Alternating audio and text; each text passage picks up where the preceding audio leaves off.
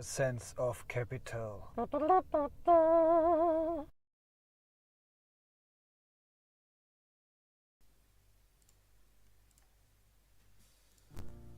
Aloha, ladies and gents. Welcome back to a new episode of A Sense of Capital Stock News. Your host of today, as always, is Julian, and I'm very glad to have all of you in. Guys, I don't want to waste any time. Today it will be a quite compact episode as it is planned for all the upcoming weeks actually. So I keep now the stock news momentum and provide an episode each week to keep you guys updated. However, guys, before we jump in, a quick disclaimer as always. In the upcoming minutes, this will not be financial advice, consultation whatsoever, and there's no guarantee of correctness for the provided data. Alright, so what we talk about today, as always, are the stock news of calendar week 35, calendar week 35 of 2024, and we will cover today out of the 6 stocks I'm a shareholder of only 3, because their relevant news have been announced. The first one will be ALFEN, the next one will be HIMS and HERS, and the last one to finalize today's episode will be SentinelOne. Alright guys, let's start with the first news, and you can see it right here. ALFEN, 6 days ago, they announced through their LinkedIn channel that finally this guy appeared, and actually he is already active for ALFEN, but more important is he will stay constantly active for ALFEN as a CFO. Yeah, so that's the news for today. You can see it was released that he will be permanently the CFO for ALFEN from 1st January 2025 on. This guy has 25 years of rich experience in the financial leadership. You can see he was former CFO of Kinley, Exit Software, and Crucial. Honestly, guys, I don't know any of these companies, but it is very important that somehow ALFEN managed to receive or achieve a turnaround in terms of the internal power as a company, and of course as well of the demand of the market, but they can have more impact on their internal stuff, let's say it like this. And secondly, to convince the investor audience that they made this turnaround happen on a long-term base, let's say it like this. And one big aspect is to find a permanent CFO. Why was this a little bit on the edge? You can see they already had planned permanent CFO in the pipeline. His name was Boudewijn Tans. I hope I pronounced it correctly. And he started with his trial period. You can see at 1st January of 2024 this year. And basically in April, the board of ALFEN announced, okay, it's not a fit from both sides. They will cancel the business partnership, the relationship. And so after this one, the stock price tanked, and so glad Onno is now on board. A future and hopefully a bright one might appear. Okay, now we go on with HIMS and HERS. Next 3 news are all about HIMS and HERS. First one is a very positive one.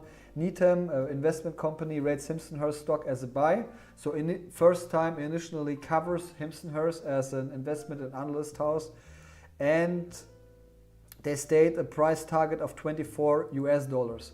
So just to remind you guys who are not that deep into the topic, the current price right now is roughly $15. So till $24 we talk about $9 upside, or let's say I think 30% is it? It's even more.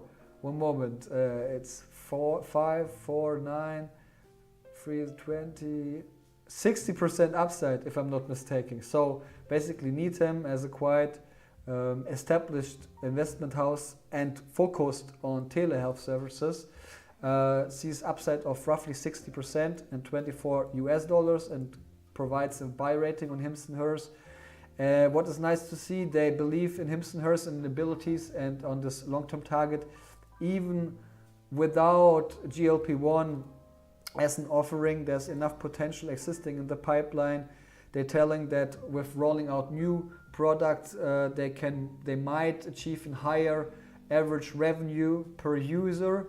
And yeah, basically that is very nice to see that even established investment companies stay behind and support as analysts the standing of HIMS and HERS. However, not everything was positive this week. So on 27th of August, so 2 days ago, on Tuesday, Pfizer announced they will launch their website to sell drugs for common illnesses directly to patients. So basically, even though you can see their product portfolio will be first focused on migraine, COVID-19 or flu, and adult vaccinations, that's not exactly what we talk about when we talk about the product portfolio and the service portfolio of HIMS and HERS. However, one more player who's stepping into the e-commerce space digitally through the channels, providing their solutions to the final customers. And of course, that had as well a negative impact on the price of HIMS and HERS.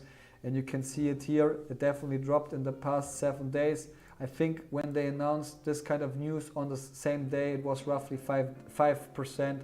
So definitely some negative impact. But we will see how it's rolling out. And actually, I guess HIMS and HERS still has some strength in the game. And one more time, we're not talking one-to-one about the same product portfolio. But you never know what kind of product or categories HIMS and HERS wants to establish in the future. So of course, everyone who is stepping right now into the space and blocking already the potential a little bit is definitely some downside potential. And even more negatively affected was HIMS by the news by Eli Lilly, and they mentioned Eli Lilly slashed price for weight loss drug Zepbound for single-use vials. Yeah, so basically, you know that HIMS and HERS getting stronger and stronger when we talk about generic compound weight loss products, especially GLP-1s, and they're providing those through their e-commerce space, HIMS and HERS through their web shop. And you can see that one of the two major competitors next to Novo Nordisk is Eli Lilly with Zepbound. So they start to sell through their website, which is called Lilly Direct. And you can see it here, diabetes, migraine, and obesity. They start now to sell their products there as well. And more important, when we talk about selling their products and offering them to the audience, is that they're getting way more competitive in terms of pricing. So for those of you who didn't have been aware of this aspect, before a monthly support of those products cost a low 4-digit number, so like something I think like $1,400 and they get provided through a pen which you put one time on your skin in a week and everything is done, so quite convenient to utilize it. And what they're now doing is they're providing is the same way like HIMS and HERS is doing in weight loss product management. They provide it through vials, so in small glass bottles, and for a way lower price. You can see it here, depending on the concentration of the ingredient, of the major ingredient, which basically affects the weight level of the consumers. They go for $400 per week, per month, or for the higher dosage to $550 per month. So they basically decrease their prices by more than 50%, getting more competitive in terms of HIMS and HERS, getting more accessible with their solutions through their Eli Lilly Direct platform.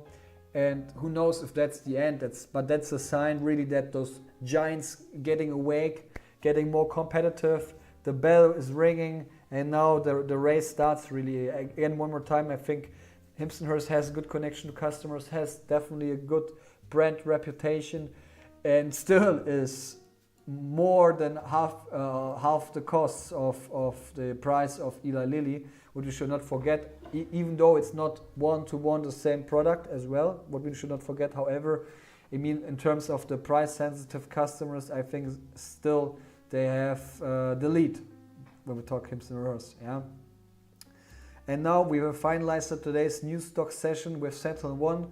You can see here Baird as well, an investment and analyst house out of the US.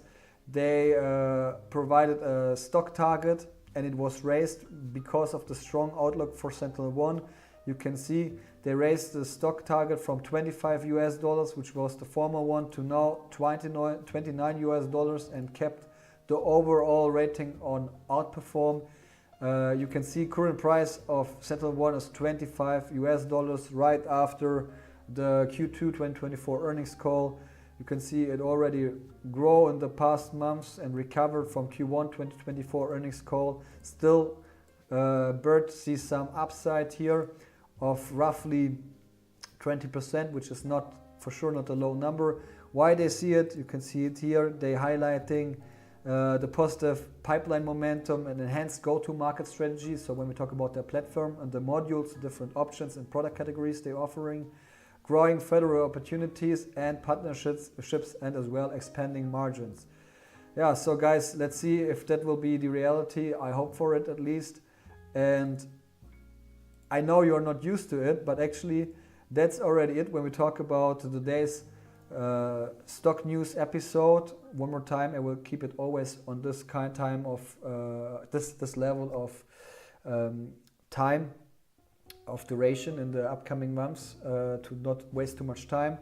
Guys, thank you very much for joining this episode. If you liked the session, please like the video and subscribe to the YouTube channel, and you can follow me as well on X, Instagram and Twitter, every time called the same, A Sense of Capital.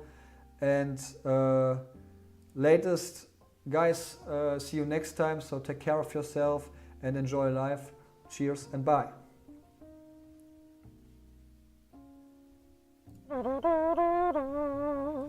A sense of capital.